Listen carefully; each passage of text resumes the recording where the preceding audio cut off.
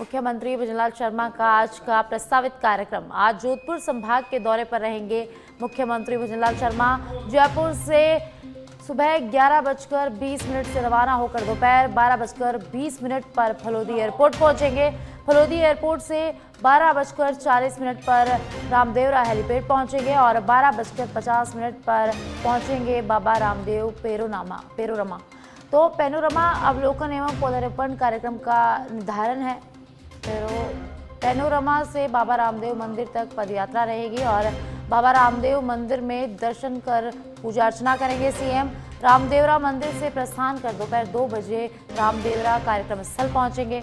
बाबा रामदेव नेत्र महाकुंभ के शुभारंभ कार्यक्रम में शिरकत करेंगे। रामदेवरा में जाट धर्मशाला के सामने होगा नेत्र महाकुंभ का आयोजन। शाम 4:45 पर सीएम का जयपुर पहुंचने का कार्यक्रम है।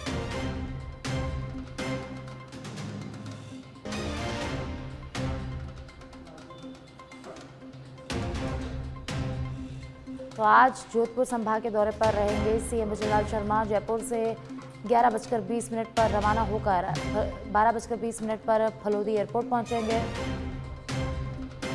और इस खबर पर ज़्यादा जानकारी के लिए पॉलिटिकल एडिटर लाल सिंह फौजदार मेरे साथ जुड़ गए हैं। जानकारी उनसे लेते हैं। आज मुख्यमंत्री भजनलाल शर्मा रामदेवरा जाने वाले हैं, उनका दौरा रहने वाला है, कई कार्यक्रमों में वो शिरकत करेंगे, तो क्या कुछ अपडेट है?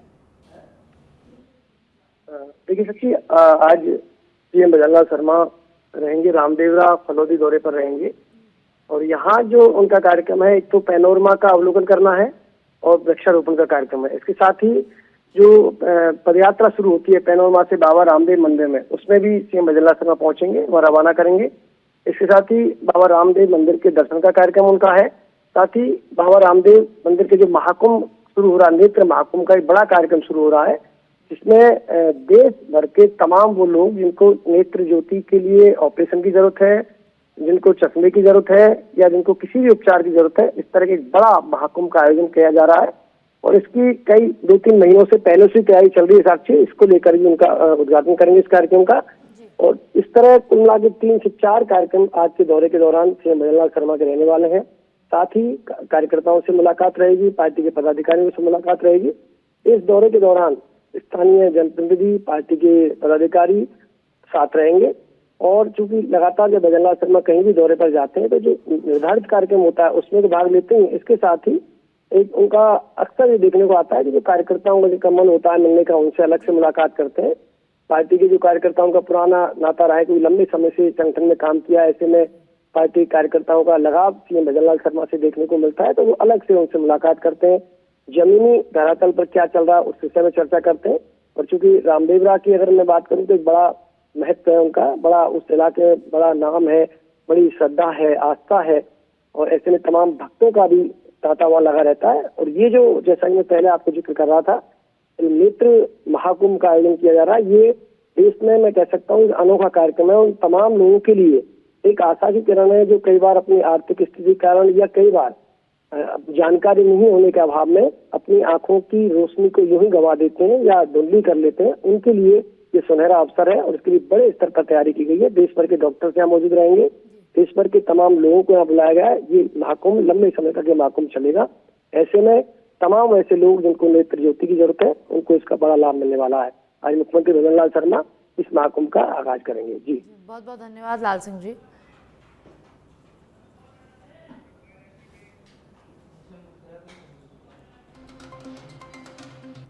लोक देवता बाबा रामदेव की नगरी आज इतिहास रचेगी। राजस्थान के पहले और सबसे बड़े नेत्र महाकुंभ का आज आगाज होगा। मुख्यमंत्री भजनलाल शर्मा इसका शुभारंभ करेंगे। प्रयागराज में सफल आयोजन के बाद सक्षम का ये दूसरा बड़ा आयोजन है। 33 दिनों में 1,25,000 लोगों के नेत्रों की निःशुल्क जांच यहाँ होगी। 9 बीघा क्षेत्र में विशेष प्रकार से टेंट लगाकर ये आयोजन करवाया जा रहा है। अत्याधुनिक टेंट में मरीजों के लिए सभी प्रकार की सुविधाएं उपलब्ध है और नेत्र चिकित्सकों की विशेषज्ञों और अनुभवी टीमों की ओर से ये जांच होगी। देश भर के नेत्र विशेषज्ञ रूणीचा धाम रामदेवरा पहुंच चुके हैं और आरएसएस के अग्रिम संगठन सक्षम की ओर से ये भव्य आयोजन हो रहा है। तो आज रामदेवरा की नगरी इतिहास रचने जा रही है। नेत्र महाकुंभ का यहाँ आगाज होने जा रहा है। मुख्यमंत्री भजनलाल शर्मा इसका शुभारंभ करेंगे।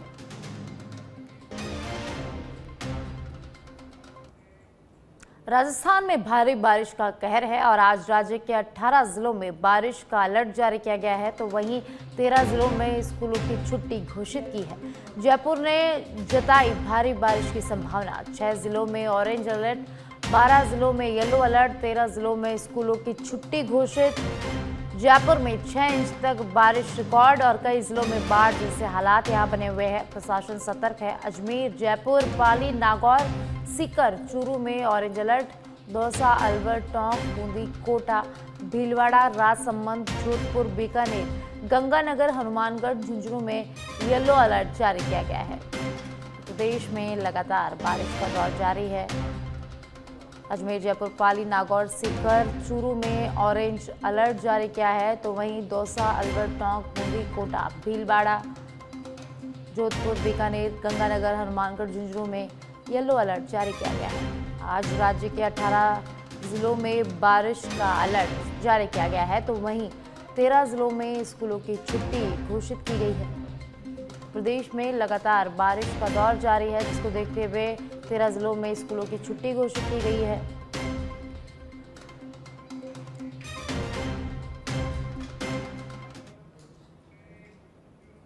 दौसा में जिला प्रशासन की घोर लापरवाही से पिछले 10 दिनों से मातृ एवं शिशु चिकित्सालय में नवजात शिशुओं की जान पर खतरा मंडरा रहा है। नवजात शिशु के जन्म लेने के बाद उन्हें ऑब्जर्वर में रखने के लिए SNCU वार्ड में रखना अनिवार्य है, लेकिन पिछले 10 दिनों में ऐसे बच्चों को जन्म के बाद ही सीधा जयपुर रेफर किया जा रहा है, यानी कि उनके जीवन के साथ यहाँ खिलवाड़ किया जा रहा है, जब यह सुविधा जिला अस्पताल में मौजूद है।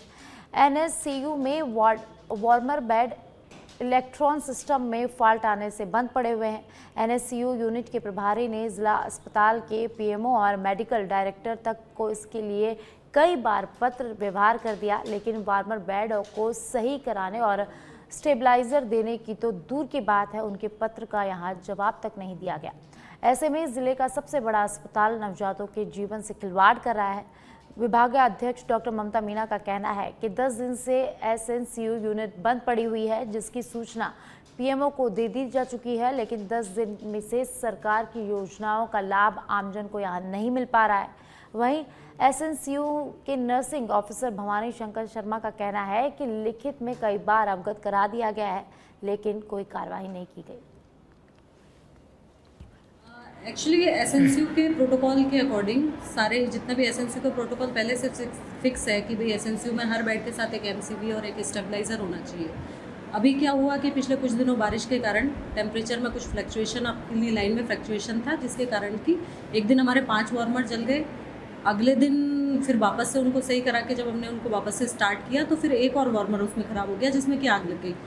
ये तो हमारा स्टाफ सतर्क था कि कोई भी बच्चे को किसी भी तरीके की हानि नहीं हुई। सर, वोल्टेज फ्लक्चुएशन की प्रॉब्लम थी, उसके तहत दिनांक 16 तारीख को 5 वार्मर बेडों में खराबी आ गई थी। उनको KTPL द्वारा रिपेयर करवा के लगवा दिया था बेडों को। 5 वार्मर बेडों को ठीक हो गए थे। वोल्टेज फ्लक्चुएशन के लिए PMO साहब को लिख के भी दे दिया था कि हर बेड पे ऑटो कट स्टेबलाइज़र राजस्थान सरकार के नियमानुसार लगवाए जाए। उसके बावजूद स्टेबलाइज़र नहीं लगे। फिर 19 तारीख को एक बेड में धुआं उठा, जिसको स्टाफ की तत्परता की वजह से कोई हादसा होने से बचा लिया। फिर हमने दोबारा 20 तारीख को आगे बढ़ते हैं। खबर भरतपुर के वैर से है, जहां ग्राम पंचायत मुख्यालय चोटली से गांव महतोली की तरफ जाने वाला आम रास्ते पर जलभराव हुआ है। आम रास्ते में जलभराव होने के कारण विद्यालय आने जाने वाले लोगों को परेशानी का यहां सामना करना पड़ रहा है। गांव चटोली निवासी लोगों ने बताया कि गांव चटोली से महतोली की तरफ जाने वाले सार्वजनिक निर्माण विभाग के अधीन आने वाले इस बदहाल जलभराव वाले रास्ते के सहारे जल निकासी की कोई व्यवस्था नहीं है। गांव के सरकारी विद्यालय के प्राचार्य ने इस बदहाल जल भराव वाले रास्ते से जल निकासी सहित गिट्टियां लगवाए जाने की मांग को लेकर भूसावर उपखंड अधिकारी को पत्र लिखा है, लेकिन यहां कोई सुनवाई अभी तक नहीं हुई है। भरतपुर के बयाना में लगातार बारिश से हालत बिगड़ गए हैं, जहां 20 गांवों का आपस में संपर्क टूट गया है। भरतपुर जिले का सबसे बड़ा बांध से पानी की निकासी जारी है। ऐसे में पांचना बांध में भी लगातार पानी छोड़ा जा रहा है, जिसके चलते बयाना उपखंड क्षेत्र के गांवों में बाढ़ के हालात बन गए हैं।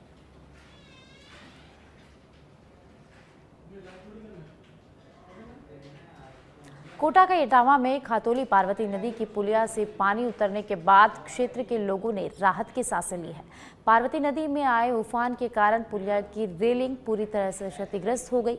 वहीं पानी उतरने के बाद खातोली पुलिस ने पुलिया निरीक्षण के बाद आवागमन शुरू किया। कल पार्वती नदी में उफान आने के बाद पिछले साल निर्मित हुए हाई लेवल ब्रिज पर करीब 8 से 10 फीट तक की चादर चल रही थी। वहीं खातोली कस्बे की निचली बस्तियों में पानी भर गया था।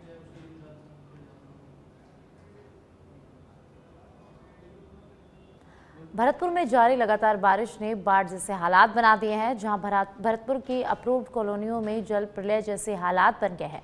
2 दिन से लगातार बारिश से शहर की कई कॉलोनियां जलमग्न हो गई है। जसवंत नगर फेज 8 जैसी कॉलोनियों में घुटनों तक यहां पानी भर गया है, तो वहीं सड़कों पर नदी जैसे बहाव के बीच लोग घरों में कैद रहने को यहां मजबूर हो गए हैं। कॉलोनी वासियों का कहना है कि नगर निगम और यूआईटी टैक्स तो समय पर वसूलते हैं, लेकिन सुविधा देने में पूरी तरह से ये नाकाम है। सच बेधड़क की टीम जब मौके पर पहुंची तो मौके पर हालत बेहद ही खराब नजर आई। मैं अभी भरतपुर की एक जसवंत नगर कॉलोनी है, इसमें उपस्थित हूँ और यहाँ पर यह एक अप्रूव्ड कॉलोनी है। अप्रूव्ड कॉलोनी में सारी सुविधाएं होती हैं, नाली, पानी व्यवस्था सारी, परंतु यहाँ कुछ भी नहीं है। गरीब लोग यहाँ अपना कैसे गुजर बसर करते हैं वो ही जाने, परंतु अभी उनको न आने की सुविधा है न जाने की सुविधा है। उसके अलावा बच्चों का और बुजुर्गों का तो बुरा हाल है। यहाँ से वो अभी सभी अपने अपने घरों में कैद हैं। अब मैं कॉलोनी वासियों से उनकी मोहजबानी पूछना चाहूँगा कि क्या है उनकी दुर्दशा। जी, मैं चंद्रभान जसवंत नगर कॉलोनी यूआईटी का फेज नंबर 8 पर रहता हूँ। यहाँ 2013 में यूआईटी ने कॉलोनी को वो किया है। हम लोगों के पास पट्टे भी हैं, सब कुछ है और आप हाल देख रहे हैं, मैं पानी में स्वयं खड़ा हुआ हूँ। ये मेरे कॉलोनी वासी खड़े हुए हैं और इधर आगे से ये महिलाएं आ रही हैं। अब हमारे सामने बड़ी लंबी समस्या है सर, और अधिकारी वर्ग झूठ पर झूठ बोलते हैं, आश्वासन देते हैं, मगर विकास इधर नहीं है। विकास वहीं होता है जहां उनके चहेते लोग रहते हैं। सब धांधलेबाजी है, बाकी हम लोगों से पैसा भी ले लिया मगर विकास नहीं है। अब आप देख सकते हैं हम पानी में खड़े हुए हैं, इस समय कितना पानी है यहाँ पर। सच्चाई को सीधे सीधे बता रहा हूँ, हम टंकियों पर भी चढ़ गए मगर ये निकम्मा प्रशासन सुनता ही नहीं, देखता ही नहीं। पता नहीं क्या हो गया प्रशासन को। अपने सहयोगी से कहना चाहूँगा कि जो महिलाएं पानी में आ रही हैं उनको दिखाएं कि क्या स्थिति है महिलाओं की। महिलाओं से भी जी पूछा जाए ये समस्या कितने पुरानी है। और मैं अपने सहयोगी से कहना चाहूँगा कि पानी का भी इसके जो फोटो ले के कितना पानी है और कैसे कैसे इसमें चलना पड़ रहा है सभी को। जितनी परेशान है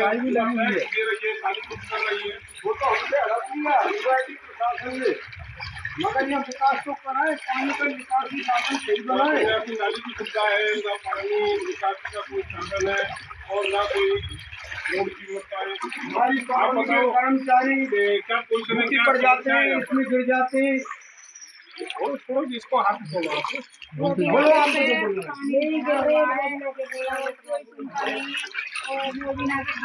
बाइक गिर जाती है, गाड़ी पलट जाती है और बच्चे परेशान हैं स्कूल जाने से। आपके बच्चे स्कूल जा पा रहे हैं नहीं जा पा रहे और सांप लहराते रहते हैं पानी में। आप बताएं कि घर में आ जाते हैं, तरफ आ जाते हैं, घरों में आ जाते तो हैं। आपको नींद आती है? फिर नहीं आती, बेचैनी रहती है। जगते हो, रात भर भी जगते रहते हैं। जगते रहते हैं, बच्चों की तरफ देखते रहते हैं कि किसी को सांप न खा जाए। बच्चों की गाड़ी में पलटे लग गई। बड़ी समस्या है साहब हमारी कॉलोनी में। कर्मचारी ड्यूटी के लिए तैयार होके जाते हैं, रास्ते में फिसल जाती है, बाइक गिर जाते हैं। हाँ, बड़ी जटिल समस्या है साहब। तक नहीं आती है यहाँ लेने। बैंक तक नहीं लेने आती, क्यों नहीं लेने आती है? यहाँ पर ये समस्या की वजह नहीं आती है सर। इस पानी में कौन अपना वाहन घुसाएगा? गाड़ियाँ पानी भर रहा है, उनमें कैसे आएंगे? रोजाना आए दिन। धौलपुर से खबर है, जहां हाड़ौती क्षेत्र में लगातार बारिश जारी है। कोटा बैराज से पानी छोड़े जाने के बाद चंबल नदी का जलस्तर बढ़ गया है। खतरे के निशान से 12 मीटर ऊपर चल रही चंबल नदी, कई गांवों का संपर्क कट गया है, कई गांवों में पानी घुस गया है। खतरे का निशान 130.79 मीटर है। चंबल का पुराना पुल भी यहाँ डूब गया है। शमशान घाट में भी पानी भर गया है। शमशान घाट भी यहाँ जलमग्न हो गया है। प्रशासन ने निचले इलाकों के गांवों को खाली कराया है। तो धौलपुर से खबर है, जहां लगातार बारिश का दौर जारी है, लगातार बारिश हो रही है। चंबल नदी उफान पर है। शमशान घाट भी यहाँ जलमग्न हो गया है और प्रशासन ने निचले इलाकों को यहाँ खाली करवाया है।